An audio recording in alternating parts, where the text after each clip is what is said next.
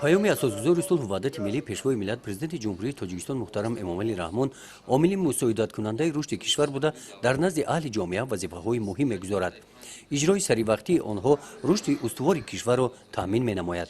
در پرتو دستور سپارش‌هایی که به ساحه معارف روانه گردیدند در ناحیه واسع با اشتراک نمایندگان مقامات اجرایی حکومت دولتی ناحیه، مقامات‌های حفظ حقوق و کارمندان ساحه معارف و علم ناحیه سمیناری مشورتی در موضوع مهمیت آموزش کنستیتوسیا و دیگر قانون‌های جمهوری تاجیکستان، قانون جمهوری تاجیکستان درباره تنظیم عنعنه و جشن و مراسم‌ها، قانون جمهوری تاجیکستان درباره مسئولیت پدر و مادر در تعلیم و تربیت فرزند دایر گردید.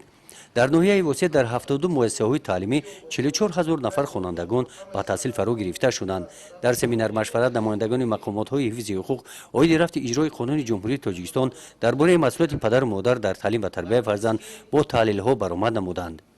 تحلیل‌ها نشان دادند که نفرانی که به هر گونه حزب و حرکت‌های بیگانه همراه شدند از گمراهی آنها استفاده نمودند.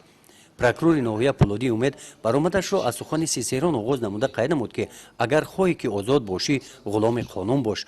او قید نمود که در مؤسسه‌های تعلیمی خوانندگان باید کنستیتوسیا و قانون‌های جمهوری تاجیکستان را از خود نمایند به محفل کروژال‌ها جلب کرده شوند. گذراندن مسابقه‌های ورزشی بین صنف‌ها بین مکتب‌ها در پیشگیری جنایت از منفیت خالی نبوده توجه نورسان را به مکتب زیشتر می‌نماید.